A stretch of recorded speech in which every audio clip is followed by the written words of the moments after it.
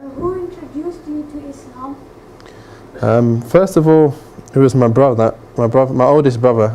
He became a Muslim about 4 years before me, and that's the first time I heard anything about Islam, to be honest. He used to speak to me every now and again, and the little things he did say used to be, they were very, I'd say they were very interesting, and I felt, it makes a lot of sense. But I wasn't too interested in religion, if you get what I mean, at the time when I was playing football. I was at Wigan, I was scoring goals. I just wasn't interested in playing at all, into any religion really. I was brought up as a Christian, so I knew a little bit about Christianity, but it wasn't until I met who's my wife now, and she was a Muslim, but she was born in a Muslim family, but she always knew that she couldn't be married to anybody but a Muslim. And I met who's my wife now, and I was speaking to her about Islam, and she said she was Muslim, and I said my brother was a Muslim also, and a few things that he said to me were, made sense. So that was one of the reasons when after speaking to her, and she was explaining a few things about, they don't believe Jesus is God, and I said I don't believe that either, and it kind of led me to a stage where I got interested in wanting to know whether religion was actually true, whether my religion that I was brought up on was true, or Islam was true, or no religions at all were true. So I decided to go online and basically do a whole load of research of my own and see if I can make any sense of what's real, what's not, the true from the false. So that's what happened. So when you accepted Islam, did you get any criticism from those around you? At first, when I first accepted Islam, people would obviously have their opinions, and they would say things that I couldn't answer at the time because I didn't know much about Islam. I just knew that if you believe these things, you're basically a Muslim.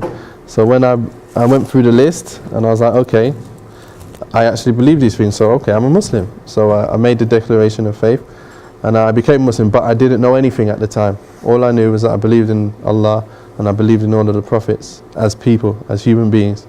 So yeah, I did get a bit of criticism, and people saying negative things, about why they don't believe in religion, and I couldn't say anything back to them. But over the years, as I learned more and more, I'm able now to talk back to people and explain stuff, and people, they now understand a lot more things which they didn't before, and I find it, it's nice when I can, clear their understanding, change their misconceptions and show them the real Islam and what it's really all about. And when they hear what it's really about, they don't have anything to say. When you give them an answer to one of their thoughts that they have, they don't really have anything to say. They kind of accept it. And if you spend more and more time with them, then inshallah they'd become Muslim as well. And over the years, a lot of people have become Muslim also. What was your life like before Islam?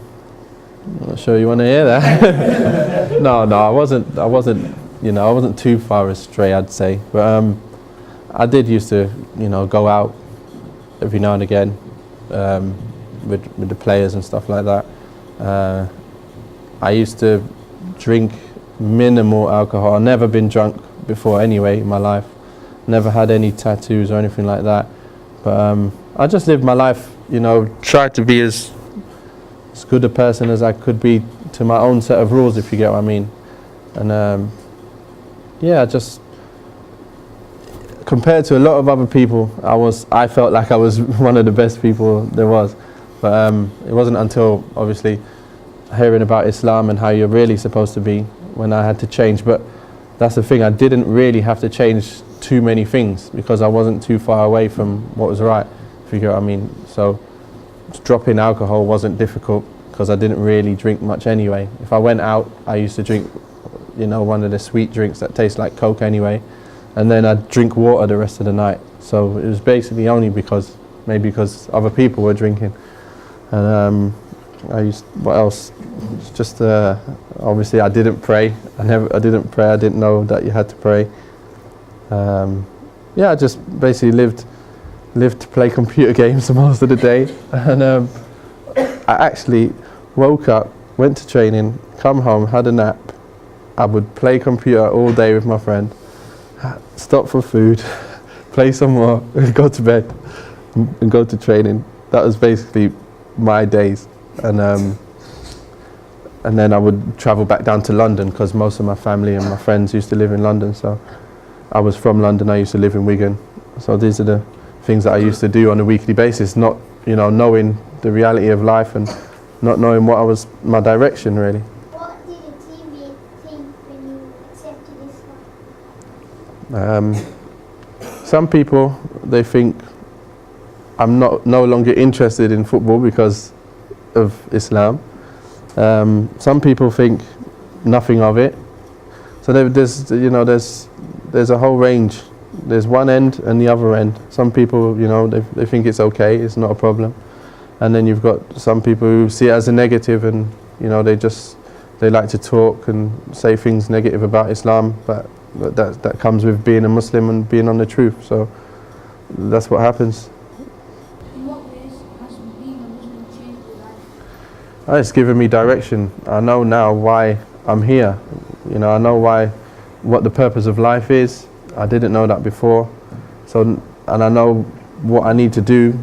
You know, the Quran teaches us that. So I think it's made me more patient, you know, with trials that happen in life, because you know obviously what the trials are about. So I think it just puts everything into perspective and puts everything in the right place, and you don't think of things, you don't go to extremes in thinking of things in the wrong way.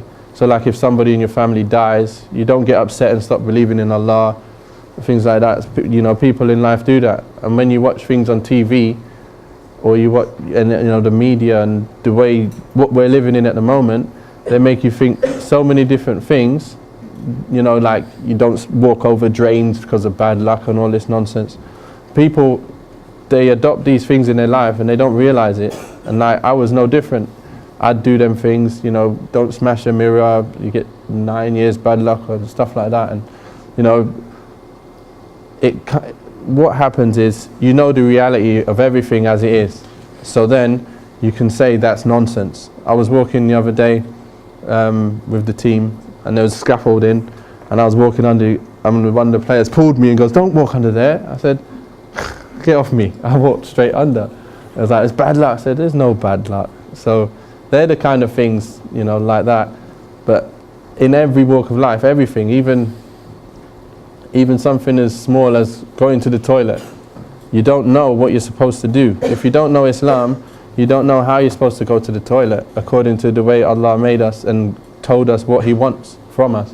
You know, how are we supposed to worship Him? So how you're supposed to be to your parents, that's, you know, that has made me more aware of how I'm supposed to be with my parents, and the rights that everybody has upon us. You know, feeding people, giving, you know, charity, everything in every area. It's put things in the right place for me. And now I can see clearly. I can see, you know, the light switched on, and I can see where the direction I'm supposed to be going. It makes things a lot easier now to be able to obviously try. But it's obviously a struggle. You still got your struggles, you still make mistakes and ask for forgiveness, but at least I know the direction now. So that's the difference. Is it a hard time when you're fasting? Is it hard training? I don't. To be honest, I feel okay. I think you get into a mindset where you know, it's weird. If I don't eat when I'm not fasting and I go and train, so I'll feel lightheaded. I feel, you know, shaking a little bit sometimes after training. I think, oh, I need some food quickly. But for some reason, Allah makes it easy for me. Like when it comes to Ramadan, the whole month, you get your mindset ready, you have your intention right, you know, you eat for suhoor, and then alhamdulillah, I'm good all day. I train, I do really hard sessions, I'll play a game, and I feel okay. I don't feel, you know, like I need anything. Some people don't, some people struggle, but for me, I feel good, and I've been able to deal with it quite well, I feel. Was it hard accepting Islam? No, I think, like I said before, when I was reading about what you have to believe, I could tick each box very easily, and I was like, and then I was reading what you have to believe to be a Christian and what you have to believe to be a Muslim, and when I went through the lists in Christianity, I couldn't say, yeah, I believe that. I said, nope, nope, I can't believe these things. But when it came to Islam, it was so straightforward and easy. I believed them, I took them on, and it said afterwards, it says, if you believe all of these things, then you're already a Muslim. So just say these words, and then you're a Muslim. So I was like, oh, I'm a Muslim, okay. So then it was very easy to accept Islam for me. But even when I accepted it then, I didn't know the full extent of what Islam was. It wasn't until I met Taj, who I know you've had lessons with, and he taught me very slowly about Islam, and he gave me the right books and the right CDs to listen to, and then everything became so clear from getting the right information. That's when I realized, that's when it really kicked in, and I realized that Islam was for everybody, and I needed to give this message and give dawah to everybody. So that's what happened in the end. You answered somewhat similar, but the ones that they think they're like gangsters, them kind of. They think they are. Okay, the non-Muslims, Muslims. I think they need to check who their role models should be, really. I think if you want a role model, there's no one better than Prophet Muhammad sallallahu alaihi wasallam. So you can't have people who do all sorts of haram as your role model. And obviously it's sad to see that that's what the world's coming to at the moment. Bad is good and good is bad for some reason, and everywhere you go, that's how it is. The good's always persecuted and the bad is seen as the best people in the world for some reason. So the advice would be just think about how you really want to be, and do you want to be a good person or do you want to be a bad person? Look at it and think, are the rappers, are they, what they're talking about, they don't even do really. They don't really do that stuff. So they got to realize the people that are doing that stuff are the silly people. And they only talk about that because they know people will buy it and make them rich. And then the other people are doing the stuff that they're saying, and they're the fools because they're the ones that end up, unsuccessful in this world. So change your role models.